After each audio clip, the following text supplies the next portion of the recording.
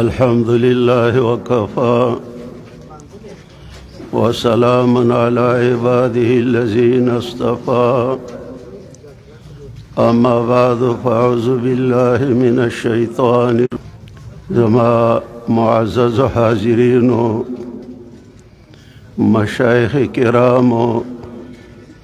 علماء کرام طلباء کرام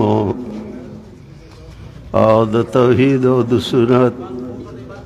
او د اشاعت د باغ ګلانو مسلمانانو عوام ورونو زه فقیر چې سره د خپلو ملګرو نه د باجوړ نه راورسېدم یا تاسو د دور دراز او د نږدو علاقو نه راغلي وئ پکې زموږ د افغانستان میلمانه هم راغلي دي نو د دې راتللو د جمع کېدلو سبب واضح دی او ظاهر دی او هغه سبب دا دی او هغه وجه دا ده چې زموږ یو خوږ ورور د قرآن او د حدیثو عالم حضرت مولانا شاه زمین رحمه الله المتین په دې فانی دنیا کې هغه خپل عمر پوره کړ چې کوم یې د پیدایش نه مخکې لیکلی شوی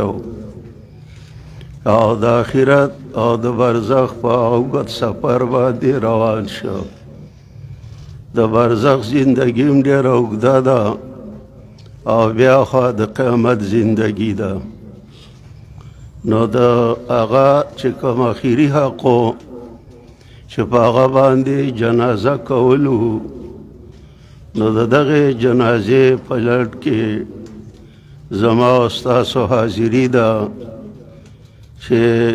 د هغه اخري حق موږ پوره کړو او د باري تعالی په دربار کې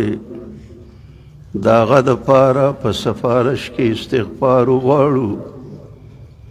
او د دې اوږد سفر د اسانېدلو دعا یې وکړو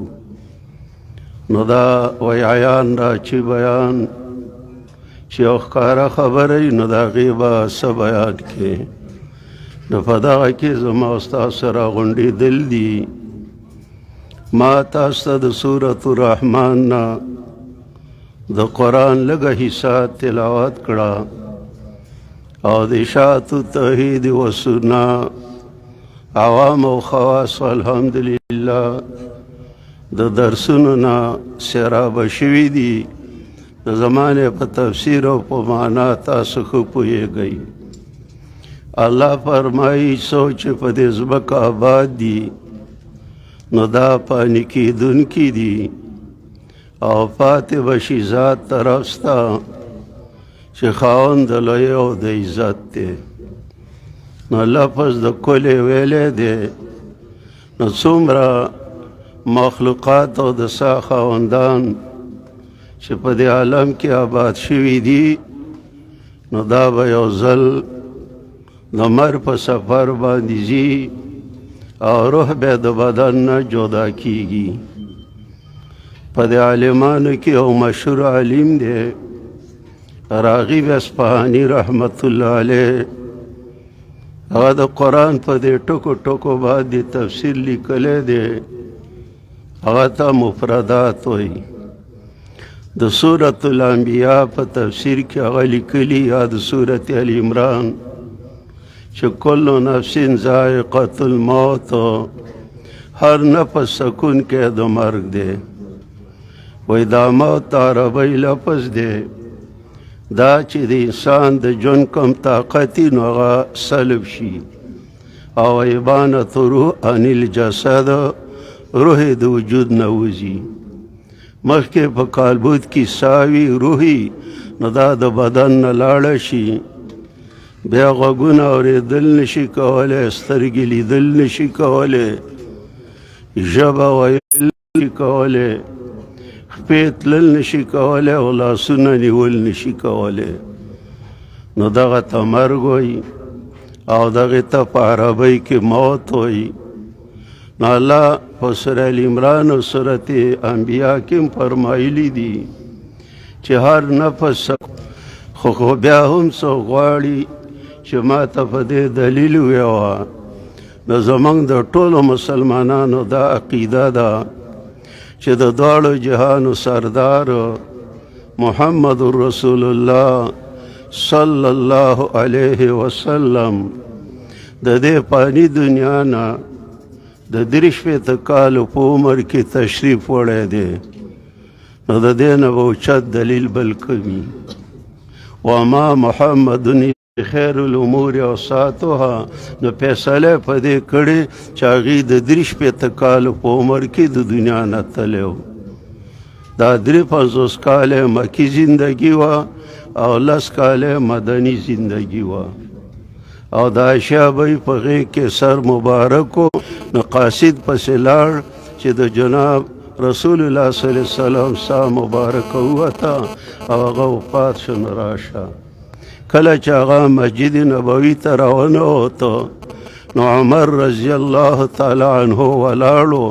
او ویل چې که چا ویل چې محمد رسول الله وفات سره قلم چې دا مشرکان او منافقان ختم کړي نه نو هغه نه وفات کیږي. خو چونکې هغه د عایشه بی په کوډګۍ کې پروت و او هغې د لور کوډګۍ وه. نو ابوبکر سید هغه کوډګۍ ته ور ونوته. نبی علیه السلام نه شړی لرې کړه او ښکل یې کړه او وی ویلې چې الله په تا 2 مرګه نه جمع کوي. کوم مرګ چې ستا دپاره مقرر کړی فقد متها په هغه وفات شوي. او راووته اولنۍ خطبه چې په مسجد نبوي کې ابوبکر صدیق ویله رضی الله عنه او د علماو په دې اجماع او اتفاق هم شو د صحابه کرامو. نو هغه دا وه چې وما محمد الا رسول دا آیتونه ویل. او د دې نه مخکې وفرمایل چې من کان یعبد محمدا فإن محمدا قد مات. څوک چې د محمد رسول الله عبادت کوي نو هغه وفات شو. ومن کان یعبد الله فإن الله حی لا یموت. او چې څوک د الله عبادت کوي نو ژوندی دی مرګ پرې نه راځي. او بیا دا د سوره العمران آیات وې د سوره زبر آیاتونه ویلو او دا آیاتونه ویل نو صحابه ویل موږ به بیا په کوڅو کې ویل. نو دا په دې لوی دلیل دی. د هغې نه بعد د علماء کرامو تشریف وړل چې دي نو دا هم په دې امت کې د عالم مرګ دی. اشکال شریف کې حدیث راځي چې الله علم د خلکو نه داسې نه راوچتوي چې سار کې عالمي په مازدیګر کې امي یا مازدیګر کې عالمي او سار لا امي. خو ولکن یقبضه بقبض العلماء چې علما ورو د دنیا نه بیایي نو د هغې په قبض کولو باندې علم قبض کوي. تر دې چې یو عالم په دنیا کې پرې نه دي نو خلک جاهلان خپل قاضیان مفتیان او استادان او امامان وګرځوي. د هغې نه د فتو تپوس کېږي. ډېر وختونه ملګری و او زه ملګری وم. زموږ په جامع توحید آباد ترخو کې دا مدرس هم پاتې شوی و او زما د ورور محمد اسماعیل او د دې د دورې کال یو و. دا سعادت ورکړی چې د شیخ العرب مدرس پاتې شو. او د جهاد خو دا کارنامه وه چې کله د روس جهاد و د زموږ د توحید آباد چې کومه حلقه وه د هغې حلقې امیر موږ مقرر کړ. او بیا د روس په جهادونو کې به اوسه نور مدرسین او طلبا تله الحمدلله عملي جهاد یې هم کوو. د قرآن درس دا د دې ډېره موده وه. ما چې د باجوړ نه پنجپیر ته هجرت وکړ نو ما 40 ورځې په مانیرۍ کې تېرې کړې او اول زه دې توحید آباد ته رالوم. نو بیا هلته مالې دوره تفسیر نیمه ماله راکړه او نیمه د ده وه. بیا کال له به زه د پنجپیر نه راتلوم نو نیمه دوره تفسیر به زما وه نیمه د دوی وه. ما به ورته ویل کرایه دنه نه غواړم د پنجپیر نه به زه په خپله کرۍ راځم خو چې 10 بجې مولوي عطاالله ته مدرسې ته راوستلې اخري سیله نو بیا به م هغه پنجپیر ته وړي دارنګې د اهل بیتو د خپلوانو د طرفه نه مولوي عطاالله صاحب ته او د هغه ورونو ته او مولانا عبدالناصر او د هغه نورو متعلقینو ته تعزیه پیش کوم ساره موږ په درس قرآن کې دعا وکړه بیا بخاري وویل او را روان شو او انشاءالله مدرسې کې راسه مدرس پاتې شوی د جهاد دپاره امیر مقرر شوی نو دغه تعلق به انشاءالله زموږ د دعایي او دا د دې ټولو پسماندګانو ته چې یوازې تاسو په هغه باندې یتیمانان شوي نه وای موږ ټول په د یتیمانان شو موت العالم موت العالم د عالم مرګ ده د عالم مرګ دی او وجه دی چې دغه سر عالمي فکري نو دعا کو چې الله دې د علي سفر اسان کړي ماله او نور پسماندګان